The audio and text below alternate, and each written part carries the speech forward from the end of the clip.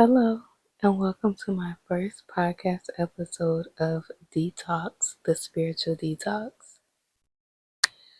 I'm a little nervous, y'all, because honestly, a lot has changed since I've been on YouTube. But it's been on my heart to start a podcast forever, so here we are.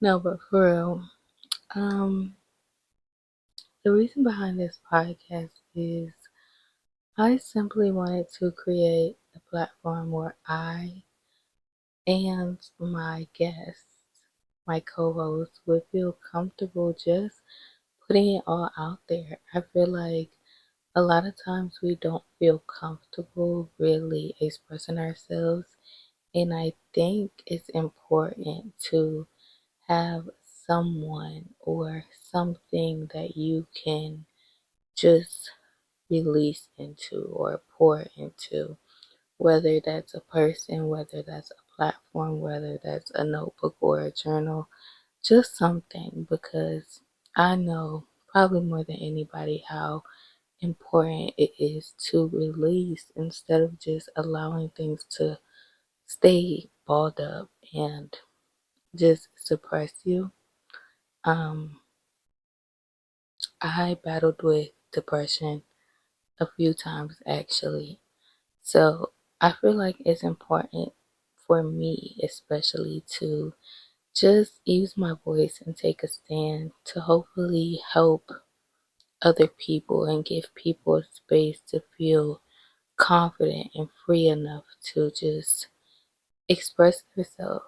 I think that a lot of people have this misconception that I don't talk much, but I feel like that is the furthest thing from the truth. I think we all have people that we confide in, and I think I definitely have my certain few that I actually really express myself to. But honestly, lately, I feel like I've been doing more journaling and just venting to my therapist more than anything. I don't feel like there's too many people who I openly express myself to. And I definitely know that there's a handful of people who I can just call and talk to whenever I may need them. But I feel like the older I got, the more that I realized that other people have things going on too. So I don't never want to be a burden. And sometimes I do feel like I've been a burden or that I am a burden just because there's been seasons of my life where I've been through loads and loads of just chaos, like back to back to back to back. And there were a few people, or one or two people, that I would constantly confide in. And it started getting overwhelming for me. So I knew it got overwhelming for them, even though they didn't necessarily communicate that. And I really appreciate them actually for just allowing me to vent and express myself. I feel like when you're somebody who people openly feel safe to vent to, that can be a burden itself, because then you start to carry the weight of other people. And I feel like I'm that person for a lot of people, which is why it's important for me to also have those people and resources and things to pour into so that I'm not overwhelming myself or falling back into patterns that led me to becoming depressed in the first place, because that's literally something that I never, ever, ever want to experience again. I feel like even with all that I'm going through right now, I've been making it my mission to just find time for me and to really express myself so that I don't get back into that dark place that I was in before, because it was very difficult. thankful to be in that position. I feel like any time that I've been depressed, it was probably one of the darkest times of my life. And I never want to get back there. So my hope with this platform is to just be able to freely express myself and to allow people onto my platform so that they can do the same. I think having a safe zone to decompress in would be beneficial to everyone. So I just feel like in my heart, that's what I need to do. Because I remember being at a point in my life where I was depressed and I feel like I didn't have anybody to confide in. And everything that I was experiencing just kept getting worse because instead of me releasing and, trying to find people to pour into or things and activities to pour into, I was just sitting in every feeling that I was feeling. So just imagine that. And I don't want that for everybody else. I want people to know that, there are people out there that can help them. There are resources out there. There are people out there who will listen. But yeah, y'all. Sorry to keep sorry to get so deep so soon, but that's why we're here. That is my mission behind Detox, the spiritual detox. Um, what can I say? I feel like the people who know me or know of me, um, they feel like I am an open box because I'm not afraid to put myself out there. But let me tell y'all, I've worked through a lot of fears and insecurities to get to where I'm at. Even today, I had to pour myself a glass of wine and really talk myself into getting in front of this camera. I had to pray. I had to, affirm to myself that I can do this. So I think don't take what you see on the outside and try to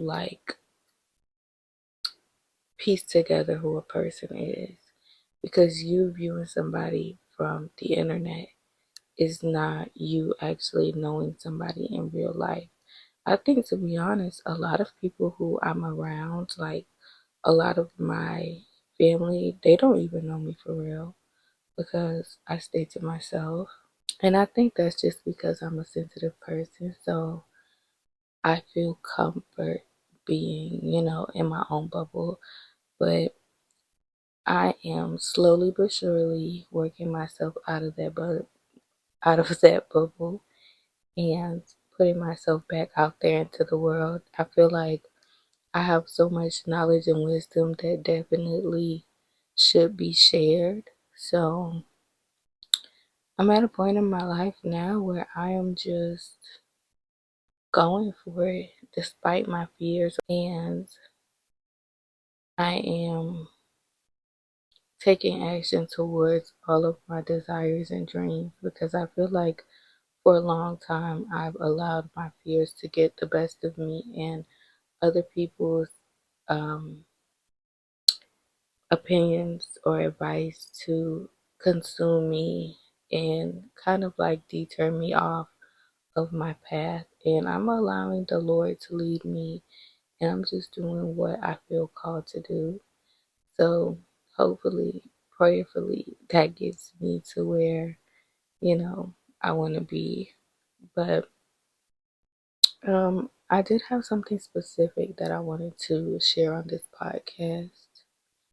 Um, my uncle passed away recently, and during his funeral, the pastor talked about how basically we all will have to come face to face with death. Like, there's nothing that we can do to prevent that.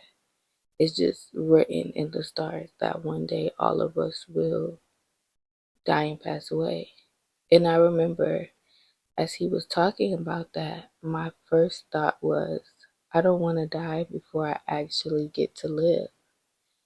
And I remember just thinking on that throughout the funeral and even throughout the rest of the day and the days to come after that, because I feel like me personally, but not just me, like so many people my age and so many people older than me, like my mom, for example, I feel like a lot of us are merely just existing, and I don't want to spend the rest of my life existing. I want to really live out my life purpose, and I want to live, like make experiences and make memories. I apologize, y'all. My microphone went dead, so I guess it's time for me to wrap this up. But like, I've been merely existing for the majority of my life, and I am deciding to take my power back and really just live life to the fullest. I don't want to just exist. I feel like I've watched so many of my loved ones pass away before they got to do a lot of things that, were on their heart to do, a lot of things that they dreamt of doing. And I don't want to be one of those people. I want to live life to the fullest so that when my time comes, I don't regret not doing anything or not working to my fullest potential, not believing in myself, not accomplishing whatever goals I've set for myself.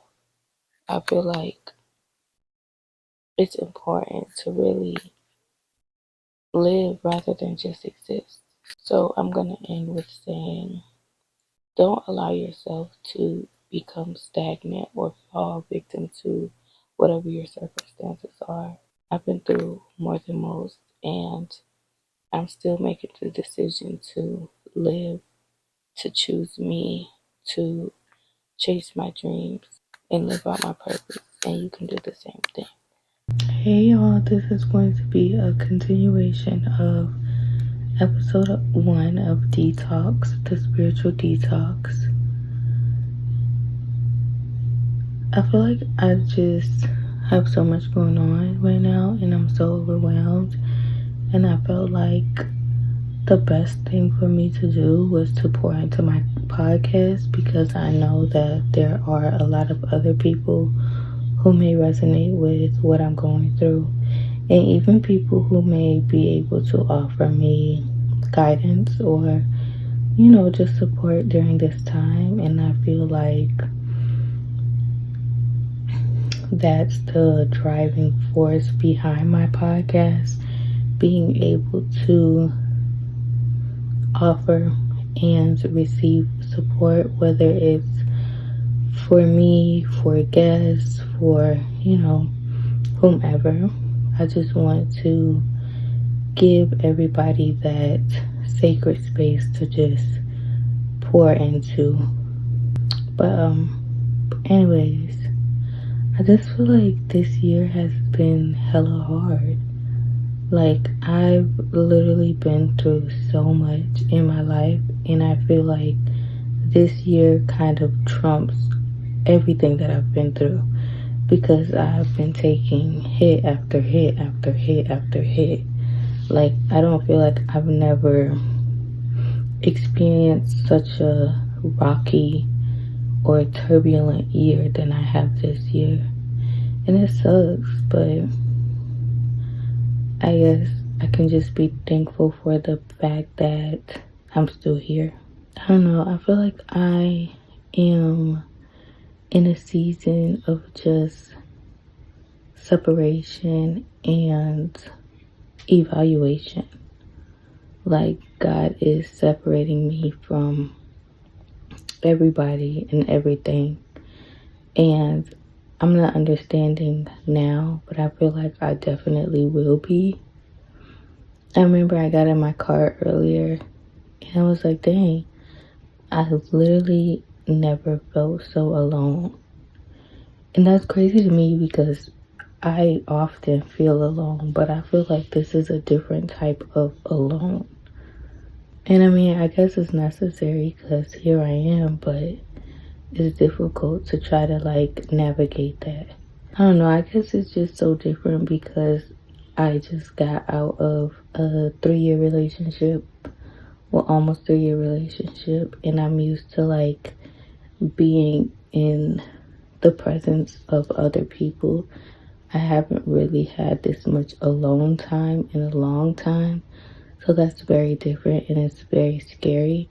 But again, I feel like it's very necessary because I get to like sit with myself and really analyze the season that I'm in. And I guess just try to